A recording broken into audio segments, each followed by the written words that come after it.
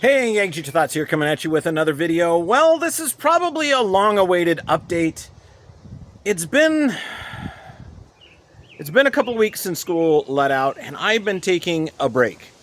One of the things that people often talk about, teachers, is that they always get summer break off, but what you don't realize is we work flat out for like 9 months. We're flat out working the entire time. And now that I'm in between positions, I have a chance to take some vacation and some much needed time off and just kind of relax. So sorry I haven't posted lately, but been kind of chilling. But you know, I'm going to start getting back into it. I've been looking at the blossoms here, trying to decide which ones I want to go with and which ones will make perfect plants to cross with. And I'm pretty excited how things are turning out. So let's get you in close so you can see how some of those crosses are going and see the colors that I get to see every day. So we still have some of our, kind of our blushes going on. And the blushes do kind of vary in intensity. Some of these here, we've had some nice hot sunny weather. They've kind of faded a little bit. I wish this was the actual pattern to this one, but I think that is just heat damage. We'll see how that goes. We do have the traditional white ones still. I really love the ones with the dark purple throats. But this is kind of fun. I mean, these are all Firefly clones, and you can tell really what colors we were working with by what we have out here. Some of these over here, these are kind of cool. These have got a little bit more purple to them in that center. And they really kind of match all of the other colors. These, I'm going to watch and see if that is just an artifact of them getting dry the other day, or if that is going to be something true. But yeah, these are all of the petunias. I still haven't had a chance to really sit down and get them all sorted by color. Kind of color and tone, and get them all sorted out. We have had a few of these guys come in here. Arrgh. Yep, we've had some caterpillars in here.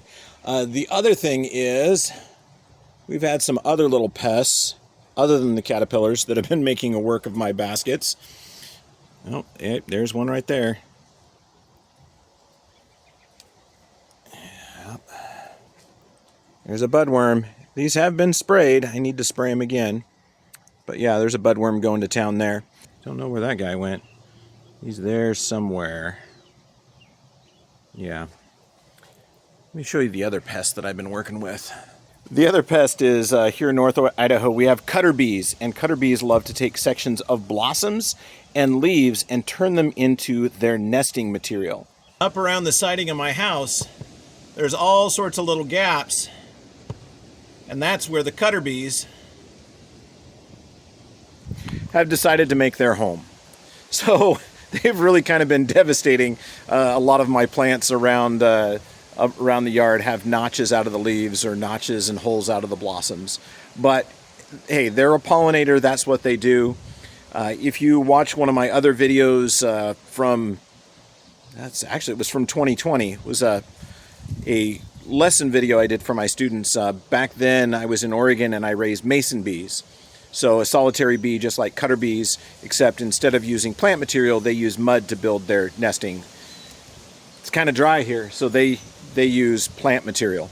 These are all the plants that we're going to be working with as we go through. Hopefully this next week I'll have a little bit more energy to devote to the Firefly breeding project. I know a lot of you are looking for me to create content, but even content creators need just a tiny bit of a break. So let's do another update. I know one of the ones that you guys have been asking about is the spontaneous variegation. Not super happy with how that's turning out. Unfortunately, it's not going to be colored, but let's bring it out here where you can see it, and we'll take a look at it. Well, I'll tell you right now that variegated one is actually in the shot now. Now, you have to decide which one of these plants has the variegation. And unfortunately, it's going to actually be this one right here, and that's the variegated branch. So it's not been growing quite as well, and the variegation is a lot less prominent as I would like. So what I'm going to do this next week is I'm going to go through, or maybe even tomorrow, I'll go through and pot this up into a gallon container.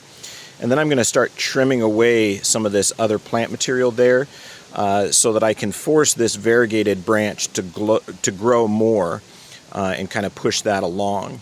But with these, again, these are the seedlings here, and then those are the stock plants. So those are the true fireflies.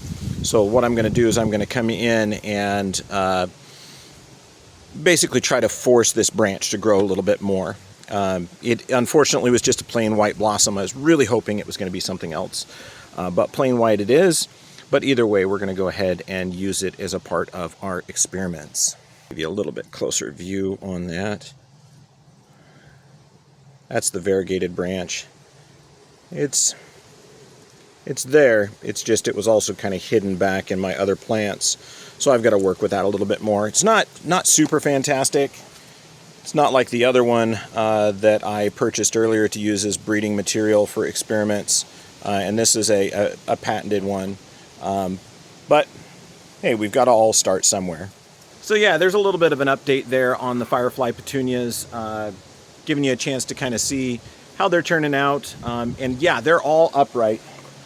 So you can see these are all, these are all pretty much uprights. You know, they're about 18 inches taller. So I'm going to go through, and when I select my colors that I'm going to use, I'll start trimming them back and seeing if I can get them to branch down lower and be a more manageable plant for the project.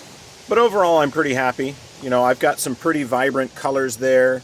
I've got some blushes, some whites, and then there's some that I've kind of debated.